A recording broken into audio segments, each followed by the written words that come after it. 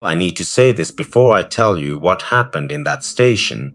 If you ever find yourself alone during a whiteout storm, and you hear someone calling your name from the tree line, don't answer, especially if the voice sounds tired, cold, familiar. That's how it starts, not with screams, not with some creature charging out of the woods. It starts with a voice you recognize. The worst part is, part of you wants to follow it. The station sat almost 70 miles north of the nearest town in northern Ontario.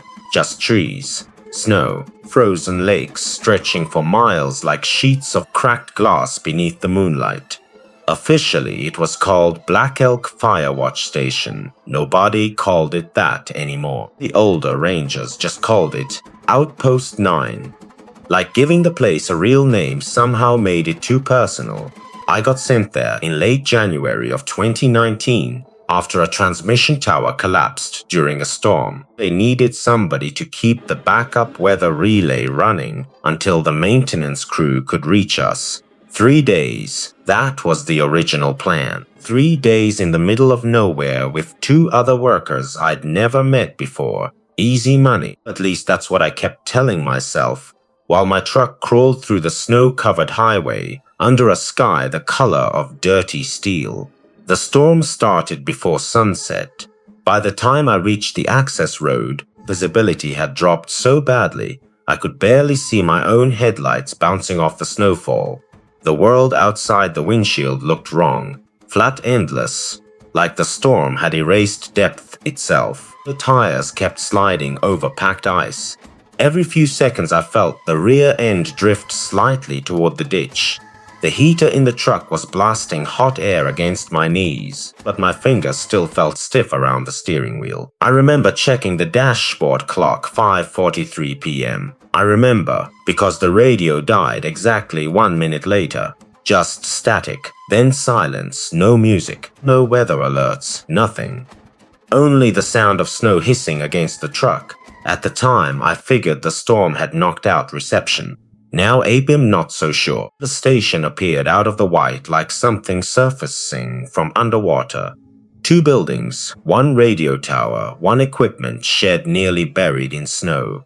A weak porch light flickered beside the main cabin, casting this pale yellow glow across the drifts. I could see snow piling against the wooden steps, almost up to the railing. The place looked tired, like it had been standing out there too long. I parked beside an old snowcat vehicle half covered in frost and killed the engine. The silence afterward hit me immediately. No traffic, no distant city noise. Nothing except wind moving through the trees, and somewhere far off, something knocking slow. Hollow wooden knock, dot knock, dot knock. I stood there listening longer than I should have. The sound stopped the second I noticed it. That should been enough to make me leave. But people ignore bad feelings when money's involved. That's the ugly truth nobody likes admitting. The cabin door opened before I reached it. A man stood inside holding a flashlight low against his leg. Tall, heavy jacket, thick beard dusted with snow. "About time," he muttered. His voice sounded strained, like he hadn't slept properly in days. I remember noticing the way his eyes kept drifting toward the woods behind me, instead of looking directly at my face. "You Evan?" "Yeah." He nodded once. "Good. Get inside quick." The warmth hit me immediately after the door shut. Dry heat. Smell of burnt coffee. Wet boots thawing near a propane heater. The cabin interior was cramped but functional. Old wooden table. Emergency radios mounted against one wall. Canned food stacked in plastic crates near the kitchenette. Another man sat near the heater cleaning frost from a pair of gloves. Older than the first guy. Maybe late 50s. Gray hair, deep lines in his face. He looked up slowly when I walked in.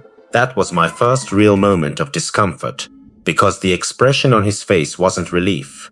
It wasn't friendliness either. It looked more like guilt, like he already knew something I didn't. "Road still open?" he asked quietly. "Barely." He exchanged a glance with the other man. Neither of them seemed happy hearing that. The bearded guy finally introduced himself as Marcus. The older one was named Grant.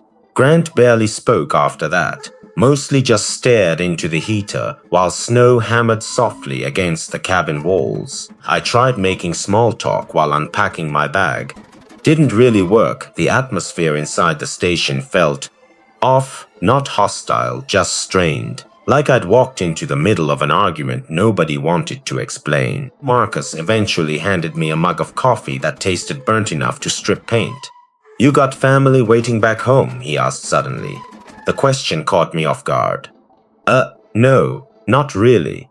He nodded slowly. Then he asked something even stranger. "Anybody know you're here specifically?" I laughed a little after that. Not because it was funny, because the question felt wrong. "You guys always interrogate the new guy like this?" Neither of them smiled. Wind rattled the windows. Somewhere outside, snow scraped softly across the cabin walls. Shush, Grant finally spoke without looking at me. "Don't go outside alone after dark."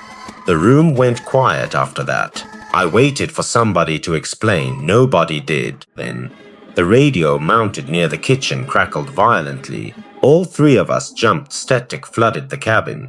A voice pushed through the distortion for maybe half a second. Weak, almost buried beneath the noise. I heard it clear enough to make the skin on my arms tighten, because the voice said my name, Evan.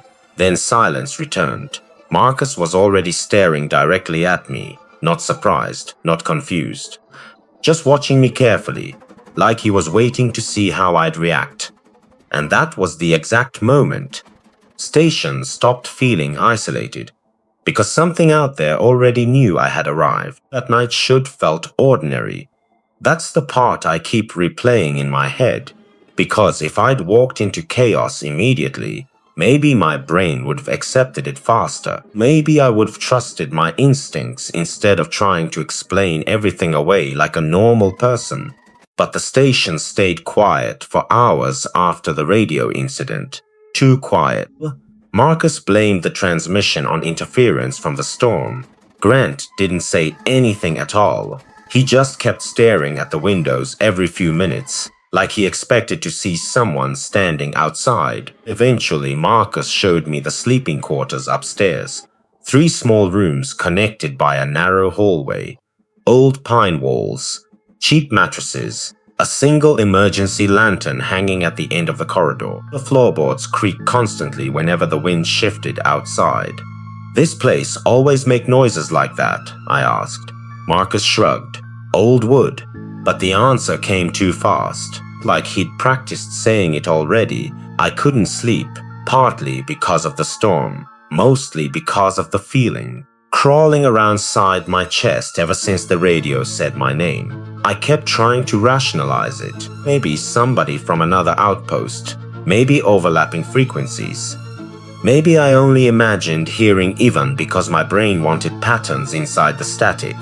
That explanation worked for about 20 minutes. Then I heard footsteps outside my room, slow heavy. Creak-eek, creak-eek, creak-eek. I checked my phone, 2:14 a.m. No signal. Of course, the footsteps stopped directly outside my door. I waited for a knock. Nothing came. Just silence, the kind of silence that makes your ears start inventing sounds to fill it. Finally, I got up and opened the door. The hallway was empty. Only the weak lantern glow swaying gently near the stairs. I almost laughed at myself. Sleep deprivation, new environment, storm anxiety. That's all it was. Then I noticed something. The lantern wasn't swaying because of wind. It was moving because somebody had brushed past it recently. Still moving, very slightly. My stomach tightened. "Marcus?" I called quietly. No answer. I stepped toward the stairs. Every board beneath my boots groaned too loudly in the dark. The cabin below looked empty at first. Then I saw Grant sitting alone near the window, completely motionless. He didn't react when I reached the bottom step. Didn't even blink. The only light came from the dying orange glow of the heater beside him. "You okay?" I asked. Grant raised one finger slowly toward the glass. That's when I heard it. Crunch. Outside, somebody walking through snow, slow circles around the cabin. Crunch, crunch, crunch. I moved toward the window automatically. but Grant grabbed my wrist before I got close. His hand felt freezing cold. "Don't," he whispered. The word barely left his mouth. I looked back at him. His eyes were wide open now, terrified, not nervous, not cautious. Terrified, the footsteps continued outside, steady beat. Like whoever it was already knew we were inside. "Marcus outside?" I whispered. Grant shook his head immediately. "Too fast." Then came another sound, a soft scrape against the wall near the kitchen, like fingernails dragging slowly across wood. "Shush, shush." AP felt every muscle in my shoulders lock up. The noise moved carefully along the exterior wall toward the back door. Grant finally leaned closer to me. "You hear somebody calling your name yet?" I stared at him. "What?" He swallowed hard before speaking again. That's how it starts. There was something deeply wrong in the way he said those words. Not dramatic, not paranoid, exhausted. Like a man repeating something he wished wasn't true before I could respond. The back door handle turned slightly, just a little. A soft metallic click, then another. Someone testing the lock. Grant stood up so quickly his chair nearly tipped over. "Marcus!" he shouted suddenly. Heavy footsteps thundered upstairs above us. A second later, Marcus appeared, holding a shotgun tightly against his chest. I froze for a moment seeing it. Not because of the weapon, because of his face. He looked like this had happened before. Marcus moved toward the door slowly. The scratching stopped immediately. So did the footsteps outside. Everything went silent again. No wind, no movement, nothing. Marcus waited several seconds before unlocking the deadbolt and yanking the door open. Snow blasted into the cabin, white, violent, freezing. But nobody stood outside. Only darkness and falling snow beneath the weak floodlight above the porch. Marcus scanned the woods carefully, then lowered the shotgun. "Gone," he muttered. "Gone. Not there's nobody. Gone." Like he knew something had been standing there moments earlier. Grant shut the door fast behind him. His breathing sounded uneven now. I looked between both of them. "Nobody wanna explain what the hell's happening here?" Neither answered immediately. Marcus removed his gloves slowly before speaking. "You ever hear stories about people hearing voices in the woods during storms?" I laughed nervously. "You mean hypothermia?" "No." He looked directly at me then, first time all night. "I mean voices that know things they shouldn't." The heater crackled beside us. Outside, the storm pressed against the cabin walls like something alive. I could feel the pressure of it through the wood. Grant sat back down heavily and rubbed both hands over his face. Then he finally said the word neither of them had wanted to say out loud. "Wendigo." I remember almost smiling, not because it was funny, because the alternative felt impossible. "You guys seriously believe that?" Grant looked up at me slowly. "No," he whispered. "That's the problem." Morning never really came properly after that. The sky stayed dark gray behind the clouds. Snow still hammered the station non-stop, reducing the entire world outside into shifting white static. Marcus checked the weather reports around sunrise. Roads closed. Rescue crews delayed. At least another 2 days trapped at the station. Maybe longer. I tried calling dispatch anyway. Nothing but static answered. Grant spent most of the morning boarding up sections of the lower windows. That bothered me more than anything else. Not because he was protecting the cabin, because he was doing it quietly. Like routine, like muscle memory. Around noon, I volunteered to help inventory supplies just to keep my mind occupied. The storage room sat behind the kitchen near the generator controls. Cold air leaked through cracks in the walls. Shelves packed with canned soup, dried meat, bottled water, at least. That's what should have been there. Marcus stopped suddenly beside the shelves. "What?" I asked. He didn't answer immediately. Then I saw it too. Several cans were missing, not random cans, specific ones. High-calorie food, protein, jerky spam, energy bars. The kind of supplies somebody would grab intentionally. Marcus looked toward the hallway. "Grant!" he shouted. No response. We found Grant outside 5 minutes later, standing near the edge of the tree line, bareheaded, completely still. Snow collecting across his shoulders. I remember the awful feeling in my stomach as we approached him, because he wasn't looking at the woods. He was listening to them, and he spoke without turning around, very softly. "Did you hear that?" Marcus grabbed his arm hard. "Hear what?" Grant's voice trembled slightly. "She keeps calling my name."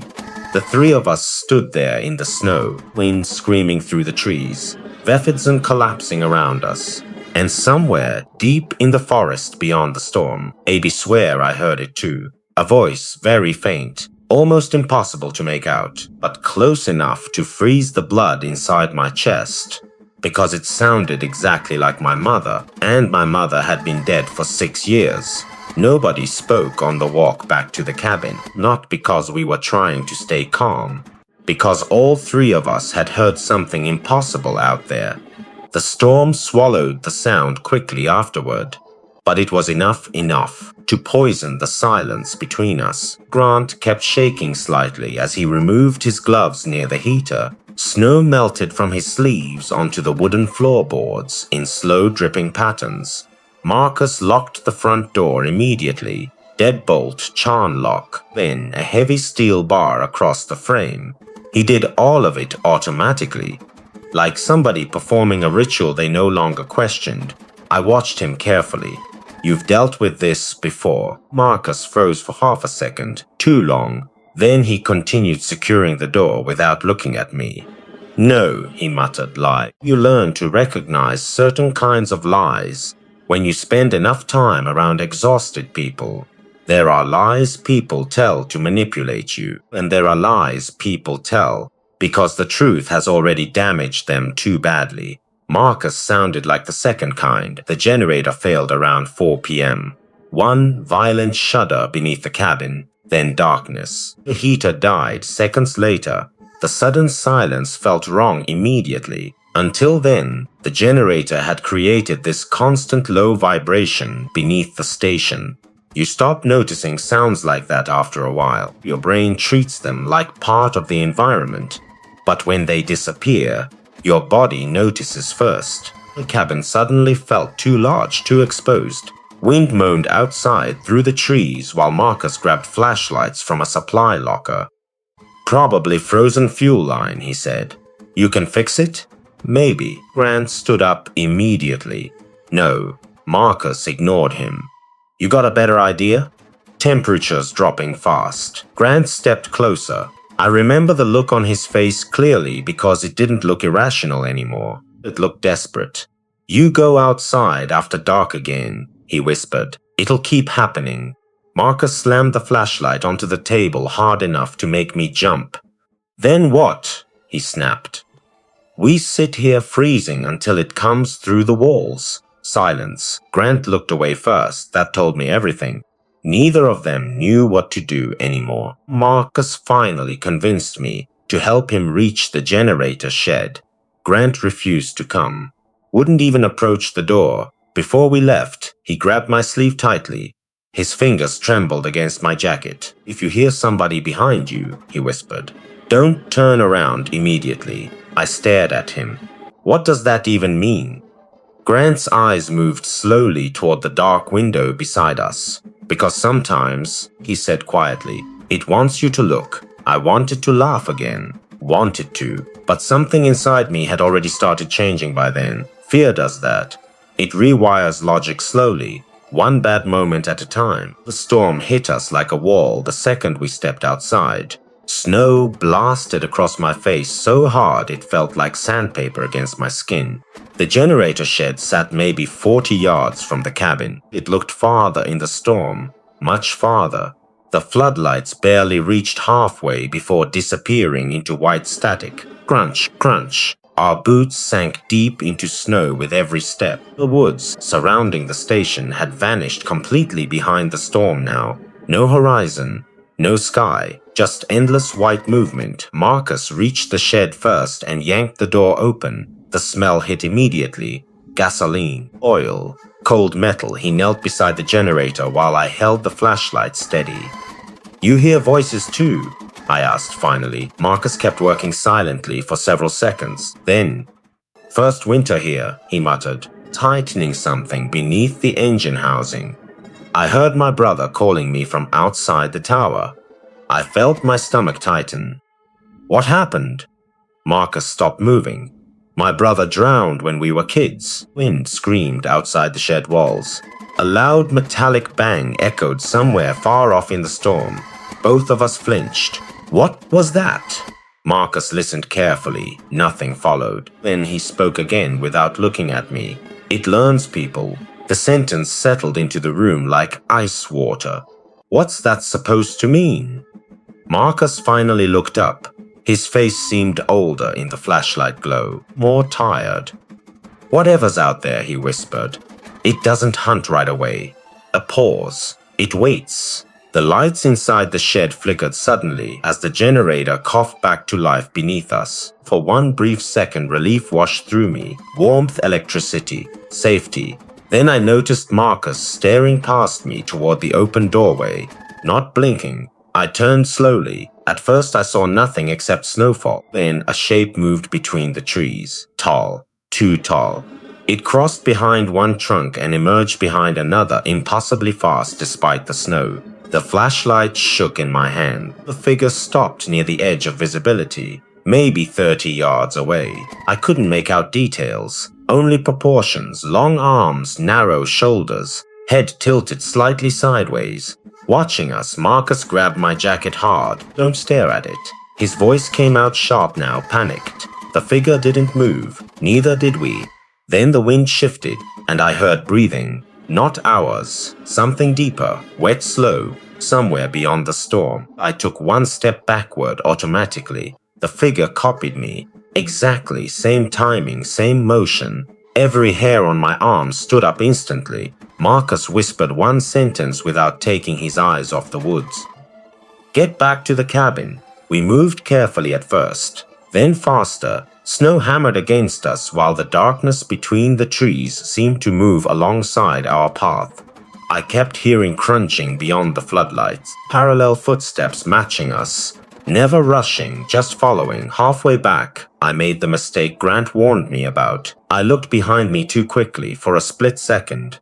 I saw it clearly, not fully, just enough. Skin stretched tightly across something too thin to be human. Antlers tangled with frost-covered branches above its head. And eyes. God, those eyes. Not animal, not human either. Hungry. That's the only word my brain still finds for them. Hungry in a way that felt ancient. The thing smiled at me. Not wide, not monstrous, almost gentle. Like it already knew something I didn't. Then it vanished into the snowfall. We slammed the cabin door behind us seconds later. Grant was already waiting near the heater, clutching an old hunting rifle with shaking hands. Marcus shoved furniture against the entrance while I struggled to breathe properly again. "What did you see?" Grant demanded. Neither of us answered immediately, because deep down, answering would make it real. Then 3 knocks hit the front door, soft, slow knock, knock, knock. All 3 of us froze. A voice came through the storm outside, weak, shivering human. "Please." My blood turned to ice instantly, because the voice outside was mine. Nobody moved. The knocking came again, softer this time, almost polite. Knock, knock, knock outside. The storm screamed across the station walls, hard enough to shake the windows slightly. Snow hissed against the glass in violent waves. But underneath all of that, Abby could still hear myself breathing on the other side of the door. "Please let me in." My own voice, perfectly mine. Same rasp in the throat, same nervous rhythm between words. Even the same slight crack at the end of sentences I'd had since high school. Grant looked like he was about to throw up. Marcus slowly raised one finger to his lips. Then the voice outside laughed quietly, not loudly, not crazily, just a small breath of amusement, like it knew exactly what effect it was having on us. "You can hear me breathing in there," it said softly. "That means you're close to the door." Every muscle in my body locked instantly, because that was true. I was standing maybe 3 feet away, and I hadn't made a sound. Grant chambered a round into the rifle with shaking hands. The thing outside immediately stopped talking. Silence. Then, slow footsteps moved across the porch. Creak, creak, creak, circling the cabin again. The sound disappeared toward the side wall near the kitchen. A few seconds later, scratch. Something dragged slowly across the wood outside. Not claws, too deliberate for claws. More like fingertips, exploring the shape of the cabin, learning it. Marcus finally exhaled carefully. It knows we're scared now. I looked at him. What the hell is that thing? Grant answered before Marcus could. It's hungry. Something about the way he said it made my stomach twist harder than the creature itself. Not because he sounded frightened, because he sounded guilty. Night settled over the station early. The storm blocked almost all natural light, turning the windows into black mirrors long before sunset. We pushed furniture against every entrance, covered the downstairs windows, chucked locks 3 separate times. Didn't feel safe. Nothing felt safe anymore. The heater barely functioned even after the generator restarted. The cabin stayed freezing cold except for a weak circle of warmth near the propane unit, and the hunger started getting worse. That's another thing people never tell you about extreme cold. Your body burns through food constantly.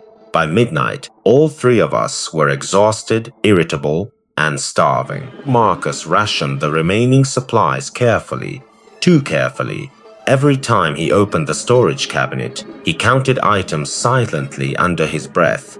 3 cans missing had somehow become 7. None of us admitted noticing, but we all had. Around 1 a.m., Grant disappeared. One moment he sat beside the heater staring into space. The next gone, the front door remained locked from the inside, ambient and sealed. No footprints near the stairs upstairs. Nothing. Marcus found the bathroom empty, the storage room empty. Then we heard it. A weak sound beneath the floorboards. Knocking, very faint. Knock, that knock. Marcus grabbed the flashlight immediately. There's a crawl space under the cabin. Something cold slid down my spine. You think he's under there? Marcus didn't answer. That was answer enough. The hatch entrance sat behind stacked supply crates near the kitchen. Marcus pulled them aside slowly while I held the flashlight. The wood beneath us creaked constantly. Not from the storm movement. The knocking stopped the second. Marcus touched the hatch handle. Silence swallowed the room again. I remember hearing my own heartbeat fast, heavy, too loud. Marcus opened the hatch carefully. A wave of cold air rolled upward immediately, and a smell, rot wet fur. Something old. The darkness below looked thick enough to touch. Marcus aimed the flashlight downward. The beam revealed dirt, frozen pipes, support beams. Then Grant's face appeared suddenly from the darkness. I almost screamed. He stood directly beneath the opening, staring up at us, whistless. Snow covered his shoulders, despite being under the cabin. How the hell did you get down there? Marcus snapped. Grant didn't answer. The flashlight trembled slightly in Marcus's grip.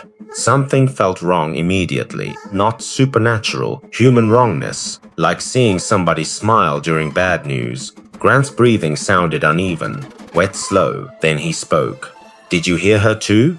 My stomach dropped. Marcus looked furious now. Get up here. Grant tilted his head slightly, too slowly, like his neck resisted the movement. She says she's cold. Marcus backed away from the hatch immediately. That scared me more than anything else so far. Because Marcus had stopped acting like a ranger, stopped acting rational. He looked like prey. Grant finally smiled, tiny movement, barely noticeable, but wrong. Completely wrong. Then the flashlight beam shifted lower accidentally, and I saw another pair of eyes behind him in the darkness. Higher up, far too high to belong to a person standing normally.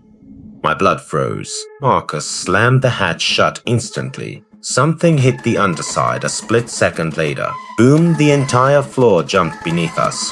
Another impact followed, harder. Boom, dust drifted from the ceiling beams. I stumbled backward while Marcus shoved a metal shelving unit across the hatch. Then, Grant's voice echoed upward from beneath us. Except, it no longer sounded fully human. The words stretched strangely, like multiple voices trying to speak together. "You left me outside, boom." The hatch bent upward violently beneath the shelving unit. Marcus grabbed my arm. "We're leaving. What about Grant?" Marcus stared at me like I was insane. "That isn't Grant anymore." The radio suddenly exploded with static across the cabin. Loud violent every speaker, screaming at once. Voices pushed through the distortion. Different voices, male, female, children, crying, laughing, begging, all layered together beneath the static. Then one voice rose above the others. Mine. Evan. The lights flickered, the cabin groaned around us. Below the floor, another impact hit the hatch. Boom wood cracked loudly this time. Marcus shoved emergency supplies into a duffel bag while I stood frozen near the radio, because underneath all the overlapping voices, Abby heard something else, breathing directly behind me. Warm air touched the back of my neck. I turned slowly. Nothing there, but the frost on the nearby window had changed. Something had traced words into it from outside. 3 words, still forming slowly beneath invisible fingers. Let me then. Every light inside the station died at once. Darkness swallowed everything, and from somewhere upstairs Abby heard my own voice whisper, "Evan, it's inside now." I don't remember making it upstairs. 1 second I was standing in darkness beside the dead radio. The next, Marcus was dragging me through the hallway, while something moved below us inside the walls. Not footsteps, too fast for footsteps. It sounded like bones scraping through tight spaces beneath the floorboards. The station groaned around us while the storm hammered the roof hard enough to make the entire structure shake. Marcus shoved me into the radio room upstairs and slammed the door behind us. Small room, 1 desk. Emergency transmitter, narrow window facing the woods. "That door won't hold," I whispered. Marcus didn't answer. He was already trying to restart the backup radio with shaking hands. Static burst through the speakers again immediately.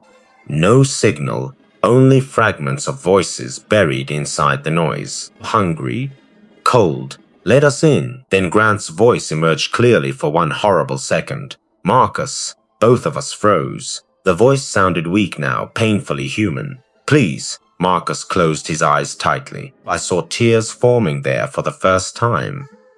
"He was my partner," he whispered. Another impact thundered somewhere downstairs. Wood cracked loudly. Marcus flinched hard at the sound. "How long has this been happening?" I asked quietly. He stared at the floor. 3 winters. The answer hollowed something inside my chest instantly. "You knew." Marcus nodded once, slowly. "We found tracks around the station first year, then voices." He swallowed hard. "People started disappearing after storms. Why didn't you leave?" Marcus laughed softly. A dead sound. Grant tried. Silence filled the room afterward. Heavy silence. The kind where your brain starts connecting things it doesn't want to understand. I looked toward the hallway door. Then back at Marcus. "What happened to him?" Marcus didn't answer immediately. Outside, wind screamed through the trees like something alive. Then finally, he got hungry. The words barely sounded human coming out of his mouth. Not because of fear, because of shame. Another sound drifted through the station beneath the storm. Whistling soft, off-key, coming from downstairs. Marcus went pale immediately. "What?" He stared toward the floorboards. "That's not supposed to happen." The whistling continued. Slow circles beneath us, then came Grant's voice again. Only this time, it sounded wrong. Too many breaths between words. "Marcus, whistle. You left. Whistle me outside." The floor beneath the hallway suddenly creaked violently. Something climbing. Marcus grabbed the rifle near the wall. "We move now." "Move where?" He looked toward the snowstorm outside the narrow window. The tower. I thought he was insane. The radio tower stood nearly 100 yards from the station through open snowfield. In a whiteout, at night, but then something hit the hallway door downstairs hard enough to shake dust from the ceiling. Boom. Another hit followed immediately. Closer, Marcus looked at me, and for the first time since arriving there, AB saw absolute terror in his eyes.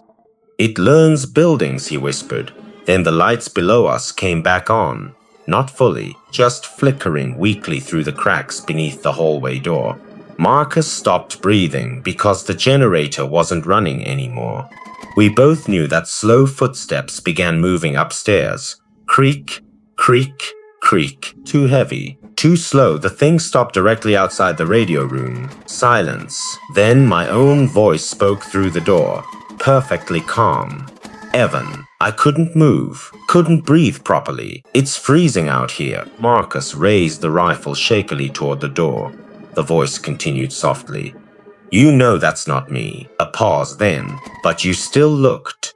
My blood went cold because it was right. Part of me had wanted to see it in the storm, wanted to understand it, and somehow it knew that the doorknob turned slowly. Marcus fired. The explosion inside the tiny room deafened me instantly. The thing outside slammed backward into the hallway wall with a wet crash. Then came a sound I still hear in my sleep. Not screaming, lowing low raspy, wet laughter, like something wearing a damaged human throat. Marcus grabbed me violently. "Run." The storm swallowed us whole the second we left the station. Snow blasted sideways across the open clearing between the cabin and radio tower. Visibility collapsed instantly into white chaos behind us. The station door burst open. I heard wood splinter violently beneath the wind. Then footsteps fast now, not human anymore. Crunch, crunch, crunch, crunch. Closing distance through deep snow, impossibly fast. Marcus shoved me toward the tower ladder. "Clem!" I grabbed frozen metal rungs with numb hands while wind screamed around us hard enough to steal breath from my lungs. Halfway up, I looked down. Worst mistake of my life. The thing stood beneath the tower, staring up at us through the storm. Tall. God, it was impossibly tall. Its body looked stretched thin beneath patches of pale skin, pulled tight across bone, antlers twisted upward through strands of wet black hair tangled with ice and dead branches. But the face, that wasn't the worst part. The worst part was how unfinished it looked, like multiple people trying to exist inside one shape, mouth shifting slightly, eyes changing position, fragments of faces moving beneath the skin for half seconds at a time. And it kept smiling with my mouth, not metaphorically, my actual smile. Then it spoke in my mother's voice. "Evan." The tower shook violently. The creature had grabbed the supports below us. Marcus fired downward again. The thing jerked sideways, unnaturally fast, before disappearing into the blizzard. Gone, just gone. We climbed higher anyway, wine tearing at our jackets, metal screaming beneath us. At the top platform, Marcus finally managed to activate the emergency beacon manually. A red light erupted above the storm, flashing across the endless snowfields. For one brief second, hope returned. Then Marcus stopped moving. I turned. He was staring downward over the edge of the platform. Chris empty. "Marcus?" He whispered something too quietly to hear. Then I realized somebody was talking to him from below. A woman's voice, soft, crying. His wife. I knew instantly somehow. Marcus stepped toward the edge slowly. No. I can hear her," he whispered. The voice below sounded so real, so broken. "Please come down." Marcus started crying openly then. Real grief, real exhaustion, 3 winters of it. The storm nearly swallowed his final words. "I'm tired of hearing her cold." Before I could stop him, Marcus let go of the tower. He vanished into the white below, gone instantly. No scream, no impact, just storm. And somewhere beneath the wind. Rescue crews found me 14 hours later. Severe hypothermia, mild frostbite, shock. They never found Marcus. Never found Grant either. Officially, the report blamed the storm, exposure, delirium, environmental confusion. That's the explanation everyone accepted, because the alternative sounds impossible. I tried accepting it too. For months afterward, I moved south, stopped answering unknown numbers. Couldn't sleep near windows anymore. Every winter since then, I hear things when snowstorms start. Soft knocking, footsteps outside, sometimes my mother calling my name from somewhere far away. But the worst part happened last February. The rescue team released old emergency recordings from the storm during some internal archive transfer. One of the surviving audio files came from the radio tower beacon. I listened to it once, only once, because near the end of the recording, right before rescuers reached the tower, you can hear two different people answering them through the blizzard. One voice is mine, weak, freezing, terrified. The other voice sounds exactly like me too, only calmer, closer. And right before the recording cuts off, that second voice says something I still think about every night. It says, "He brought the hunger back with him.